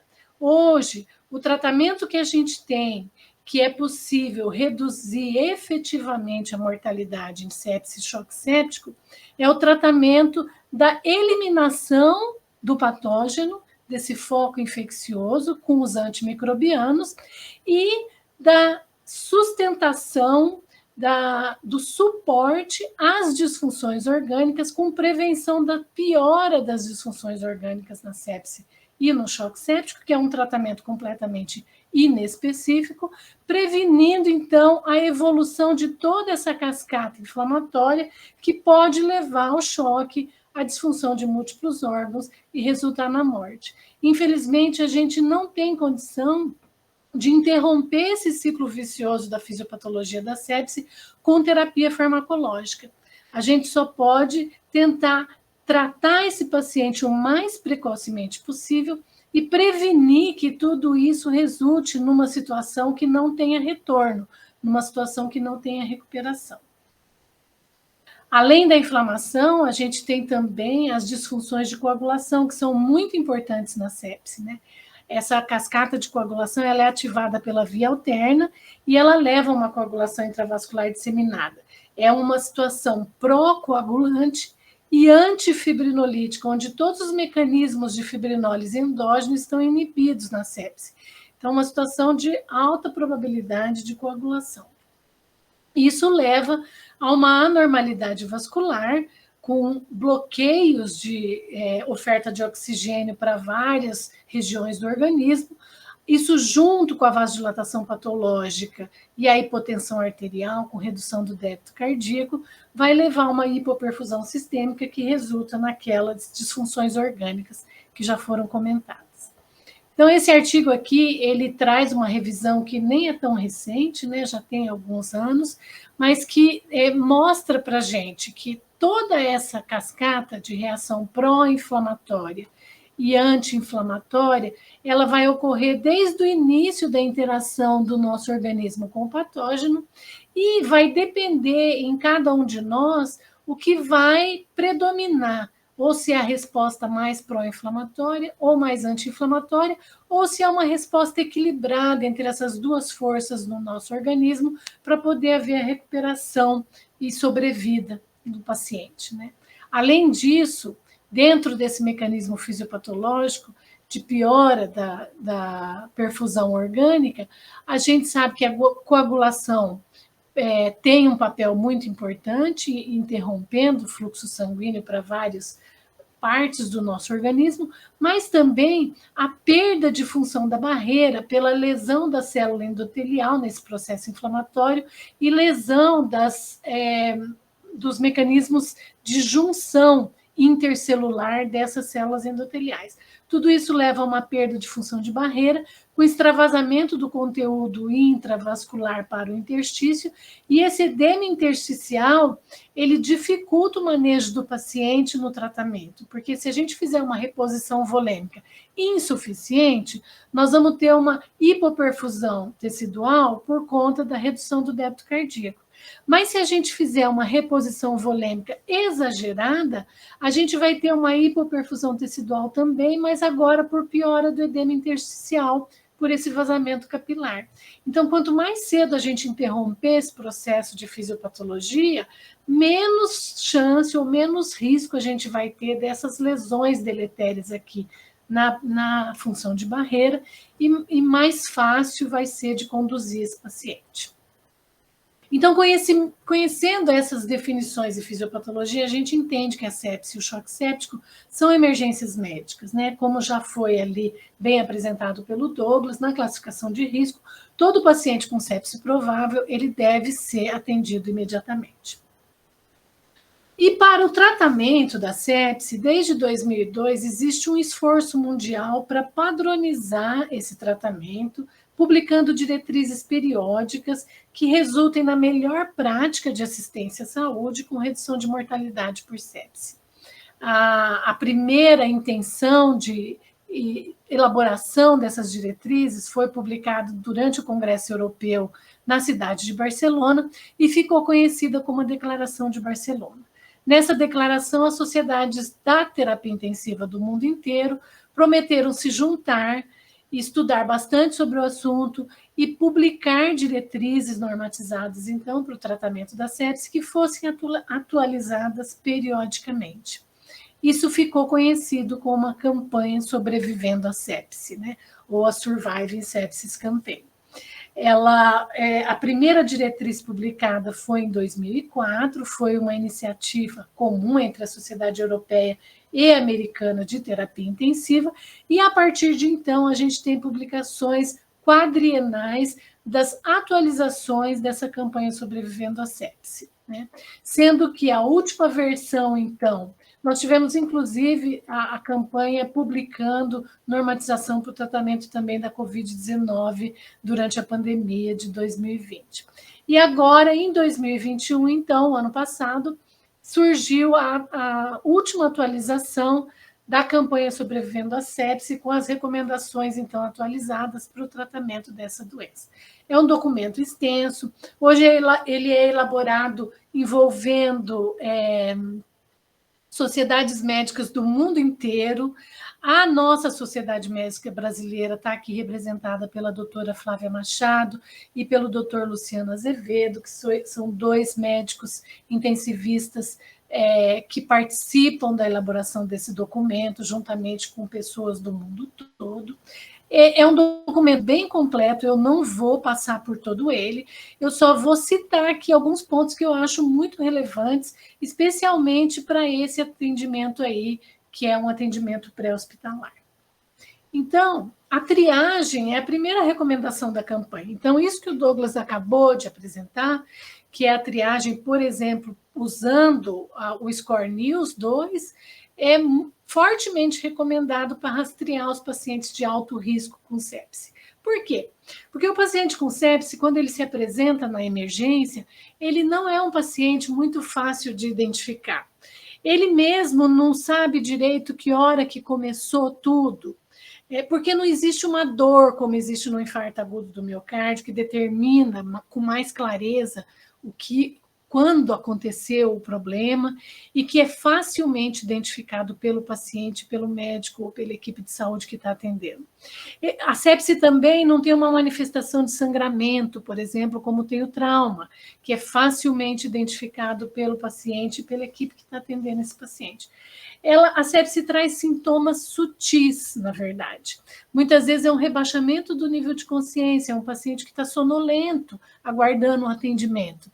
E se não houver uma busca ativa por esse diagnóstico, nós vamos perder a possibilidade de fazer o reconhecimento precoce.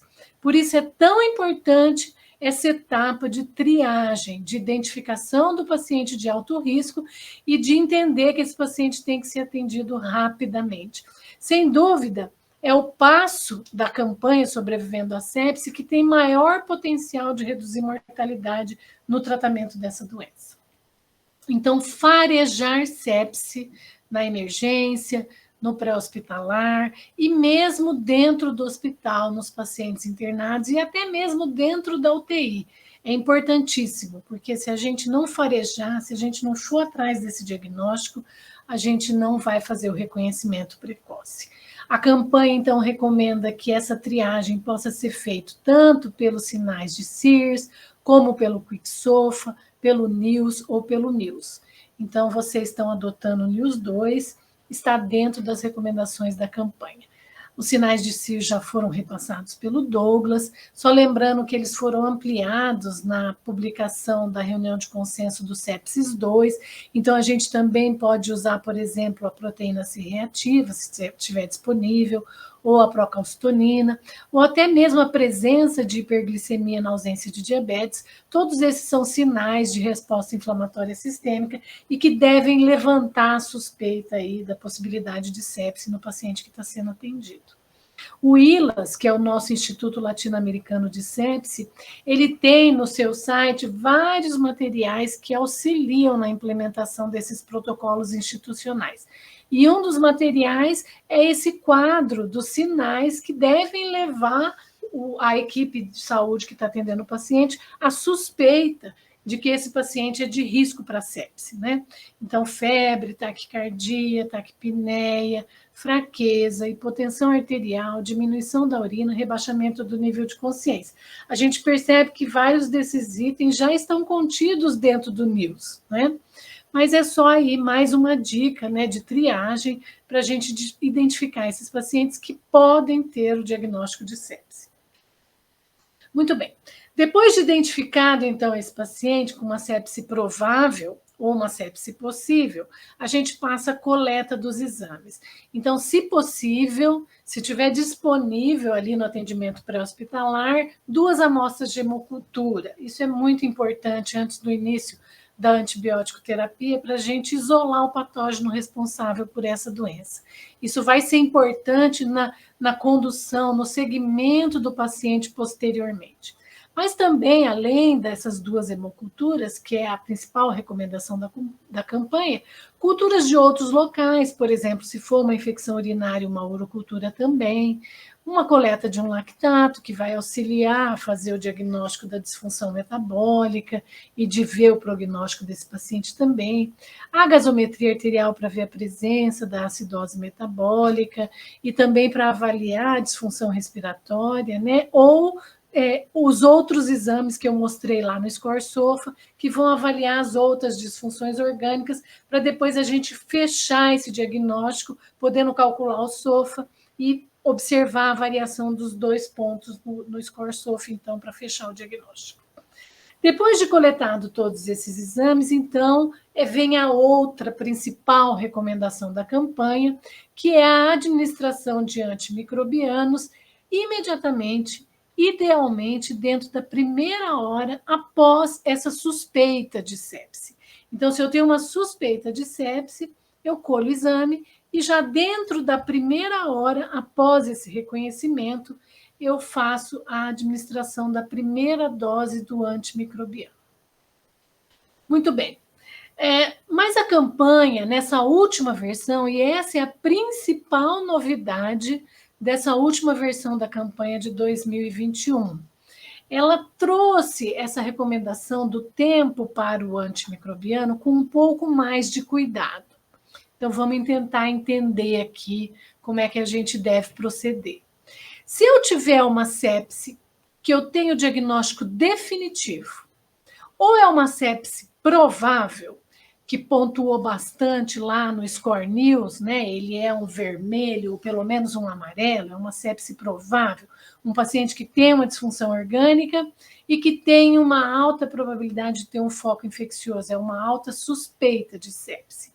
Nesse paciente, que eu não tenho muita dúvida do diagnóstico, eu devo administrar o antimicrobiano na primeira hora. Não vai haver nenhum prejuízo, nem para a instituição, nem para o paciente. Eu estou bem fundamentada para iniciar esse antimicrobiano na primeira hora, e fazer esse antimicrobiano na primeira hora melhora muito o prognóstico do paciente. Agora, num outro cenário que eu tenho uma sepse que é possível, então é um paciente que foi classificado como verde, ele não tem tanto fator de risco, ou meu diagnóstico do foco infeccioso ainda é muito nebuloso, eu não tenho certeza se tem algum foco provável mesmo, a campanha fala o seguinte: no caso desse paciente ter choque presente, se ele tiver uma manifestação de gravidade maior, então você deve iniciar o antimicrobiano na primeira hora. Agora, se ele não tiver choque, ele realmente é um verde, tá? Ele não tem choque. E eu não tenho muita certeza se tem um foco infeccioso. A campanha fala que eu devo usar as próximas 3 horas para fazer uma avaliação rápida se a causa daquela doença é infecciosa ou não infecciosa. Eu tentar descartar as causas não infecciosas daquela situação clínica do paciente.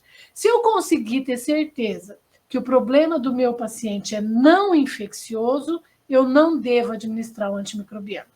Mas se depois dessas 3 primeiras horas de reavaliação, de alguns exames que eu já posso ter ali resultado, eu ainda persisto com preocupação de que possa existir um foco infeccioso, então eu devo administrar o antimicrobiano no final dessas 3 horas da minha avaliação rápida.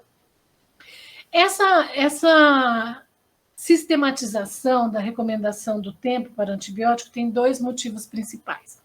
O primeiro deles é que, na presença de hipotensão arterial, o atraso de 1 hora no início da antibiótico terapia pode reduzir a fração de sobrevida ou a probabilidade de sobrevida em até 7%.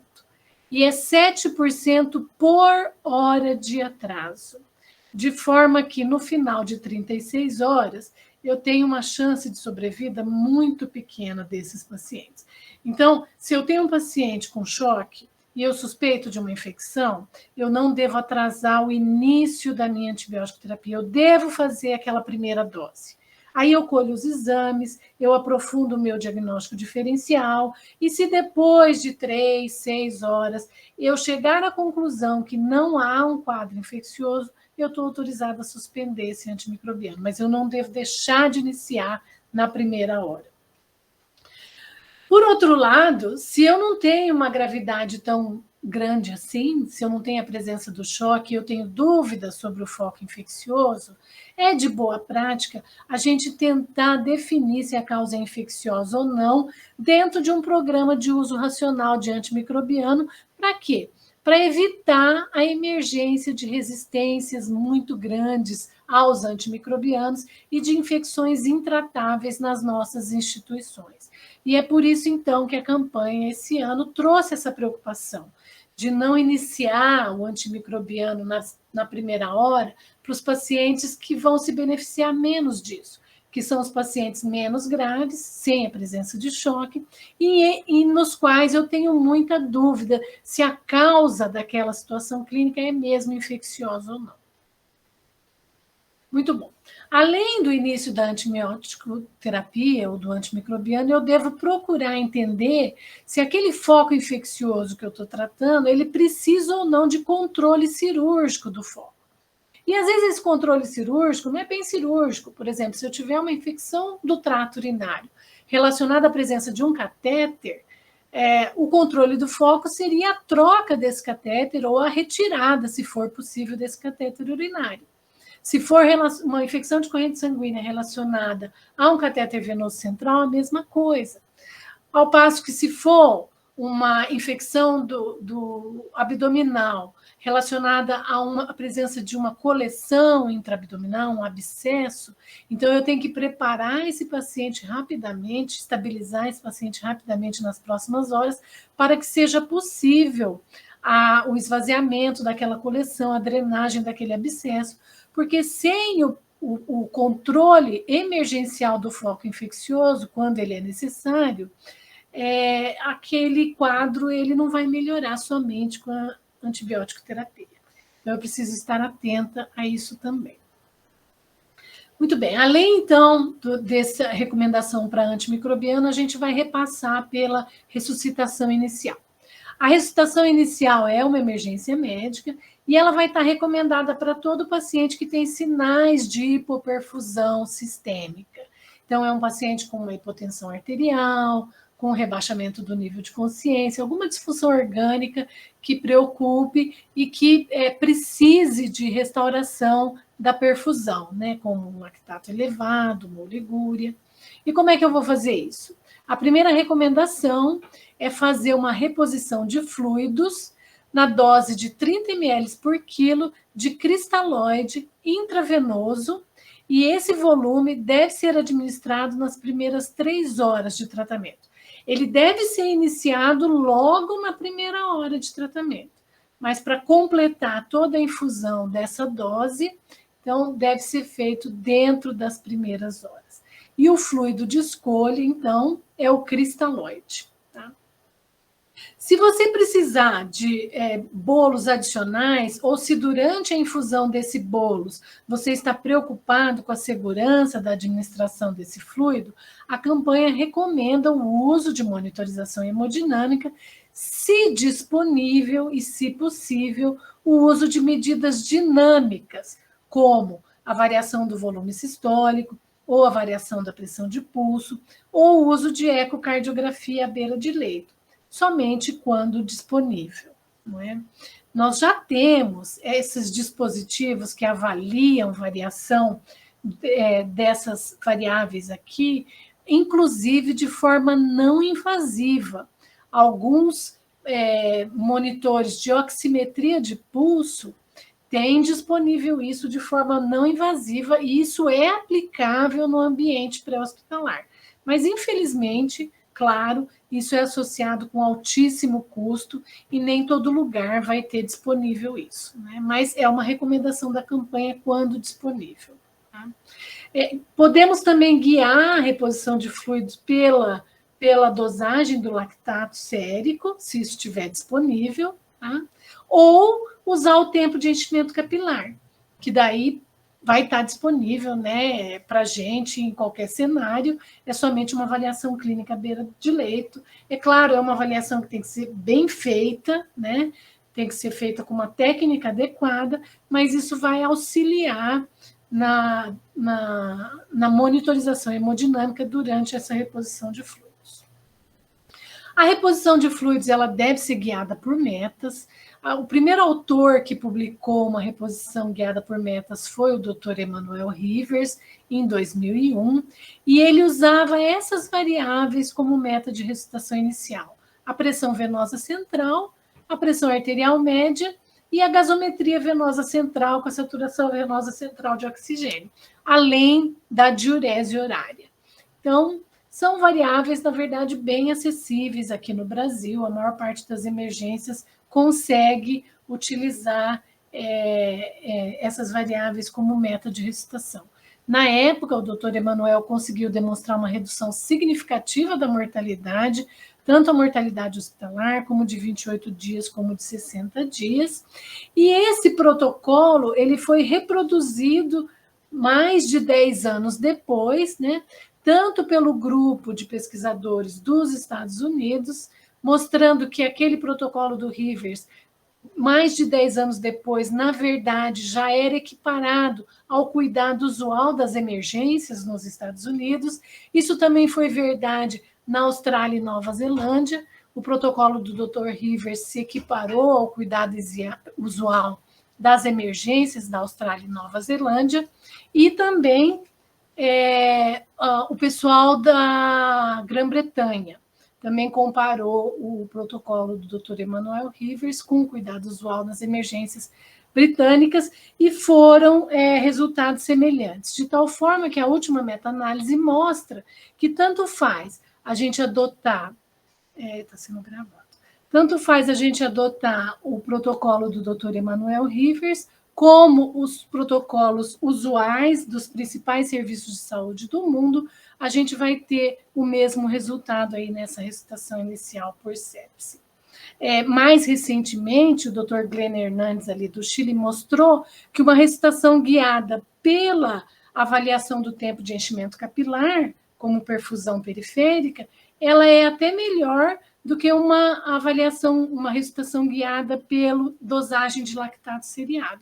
Então, por isso, a campanha também recomenda que uma das metas de ressuscitação possa ser a avaliação da perfusão periférica pelo tempo do enchimento capilar. Mas lembrando que nesse protocolo Andrômeda do Dr. Glenn Hernandes, o tempo de enchimento capilar ele foi bem padronizado. Então, os pesquisadores deveriam usar um vidro para aplicar a pressão sobre o leito distal do indicador direito. Essa pressão deveria ser aplicada por no mínimo 10 segundos, e depois o tempo de retorno de perfusão ele tinha que ser cronometrado para identificar se aquele tempo de enchimento era ou não maior do que 3 segundos, significando, então, um tempo de enchimento anormal.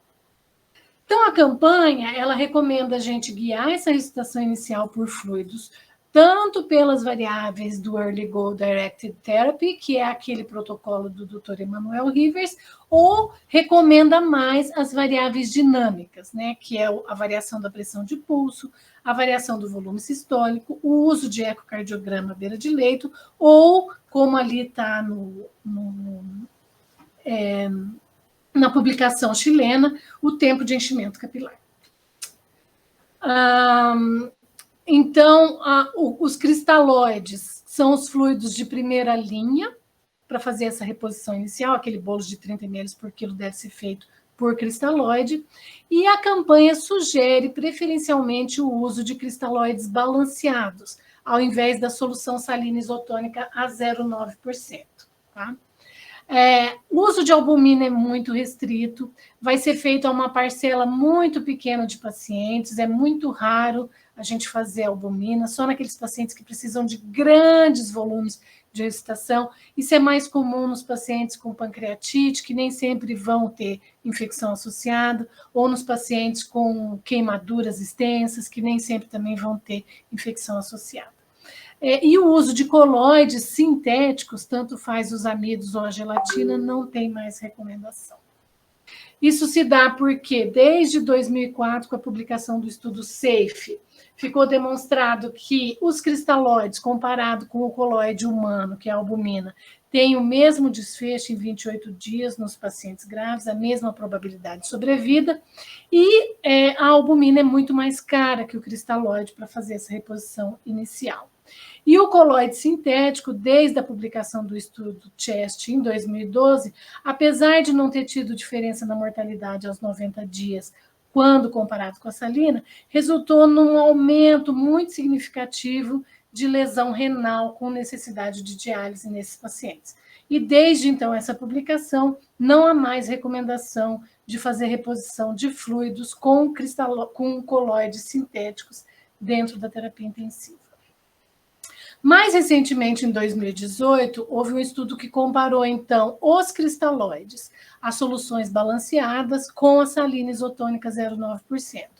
E esse estudo, que ficou conhecido como estudo SMART, mostrou, então, uma proteção de lesão renal nos pacientes que usaram cristalóides balanceados, provavelmente pela presença da alta concentração do cloro na salina isotônica, que pode levar a maior probabilidade de lesão renal nesses pacientes, né?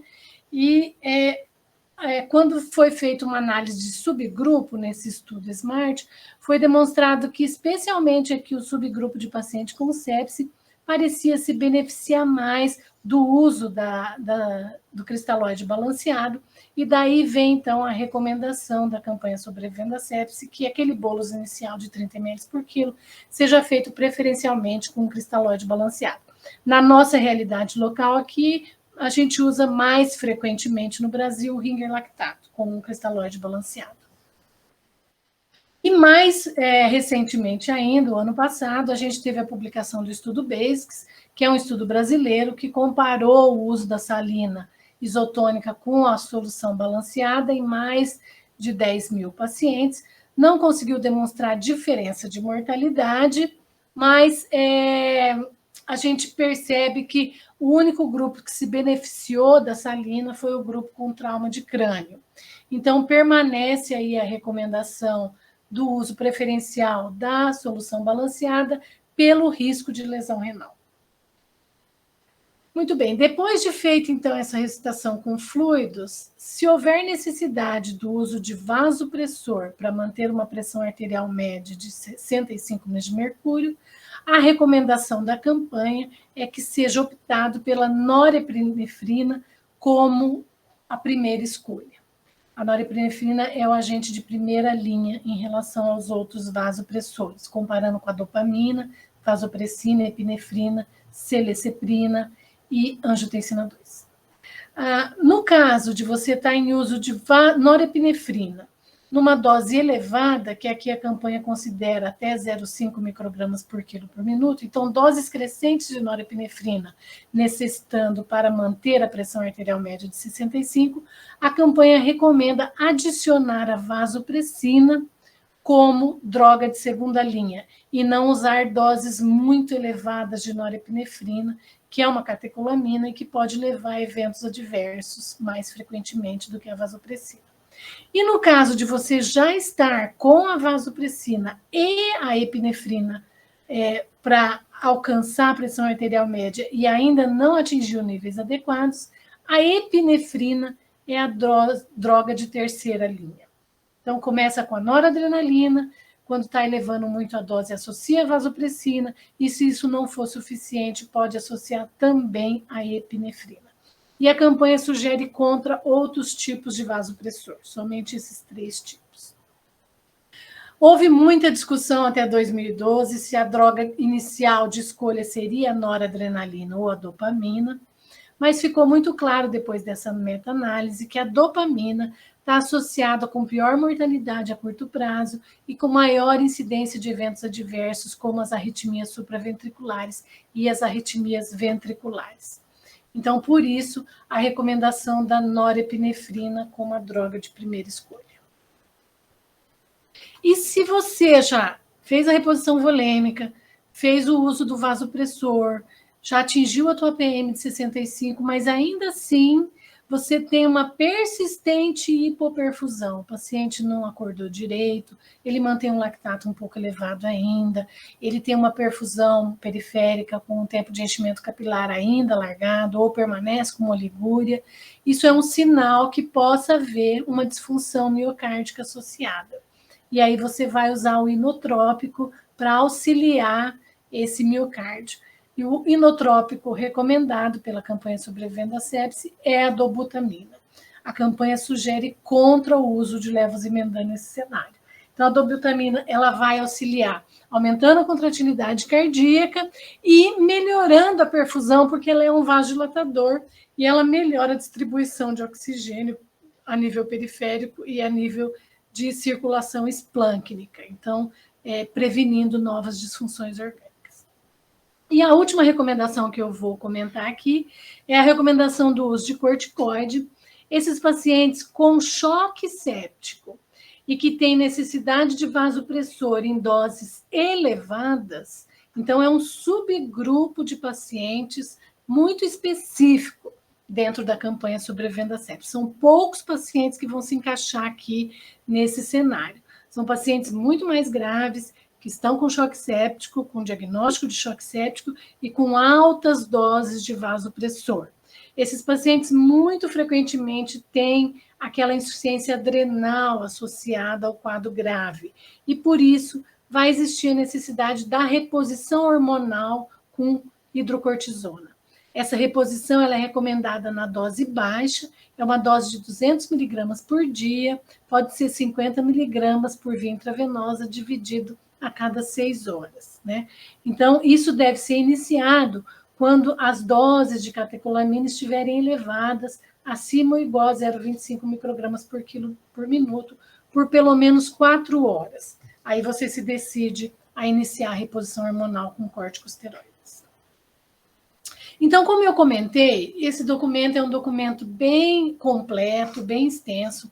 Ele tem 93 recomendações. A gente passou aqui pelas recomendações de triagem, de ressuscitação inicial, um pouco do tratamento da infecção com o tempo para o antimicrobiano e um pouco do manejo hemodinâmico. Mas existem muito mais recomendações sobre admissão na UTI, prescrição de ventilação mecânica, terapias adicionais como diálise, controle glicêmico, profilaxias, uso de hemoderivados, nutrição, metas de tratamento. Eu sugiro que vocês procurem esse documento e façam essa revisão, que é bastante interessante, e é uma revisão que serve não só para o paciente séptico, mas para o paciente grave de uma forma geral, né? São recomendações muito úteis para quem lida com esse paciente grave. Também queria convidar vocês a visitar o site do ILAS. Lá no site do ILAS existem várias ferramentas que auxiliam a implementação desses protocolos institucionais para o tratamento da sepse. Uma dessas ferramentas é o Guia Prático de Terapia Antimicrobiana na Sepse, que recebeu recentemente esse ano uma revisão, então está na 2ª edição, e ele está muito bom, né? Ele auxilia à beira do leito, a gente se decidir sobre o antimicrobiano empírico inicial. Tem também um guia bem prático de terapia antimicrobiana empírica inicial para sepse e choque séptico. Esse guia ele leva em consideração o foco, se essa infecção é comunitária ou relacionada a assistente à saúde, e daí ele dá algumas sugestões de esquema antibiótico, né? Então, por exemplo, naqueles 2 focos principais que vocês vão encontrar dentro do protocolo de vocês, que é a infecção por pneumonia comunitária ou por infecção do trato urinário comunitário, a gente tem aqui a recomendação como antimicrobiana inicial, a ceftriaxona, que é uma cefalosporina de 3ª geração, e que está disponível para uso nas UPAs de Londrina, né? Então, vocês têm aí essa opção disponível para iniciar o tratamento desses pacientes dentro da primeira hora.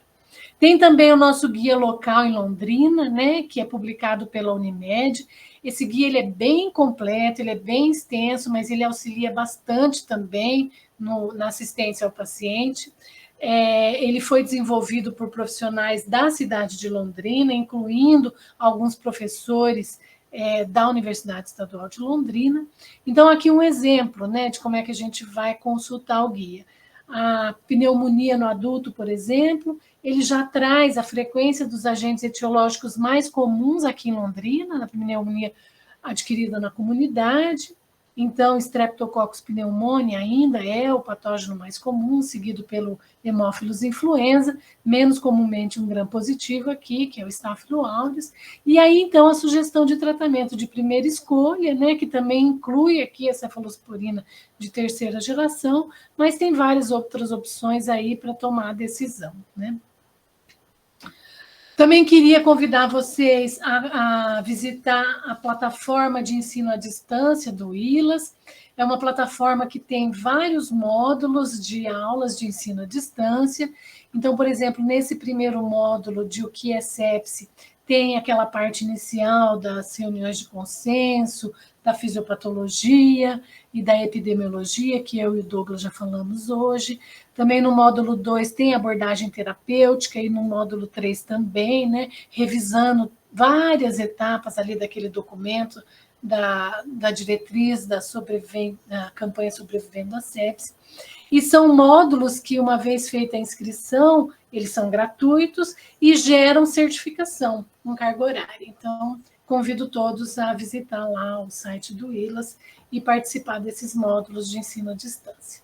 E com isso eu vou encerrar minha apresentação, vou deixar aqui o meu e-mail, se vocês precisarem de algum material, quiserem que eu envie algum material para vocês dessa aula, eu fico à disposição.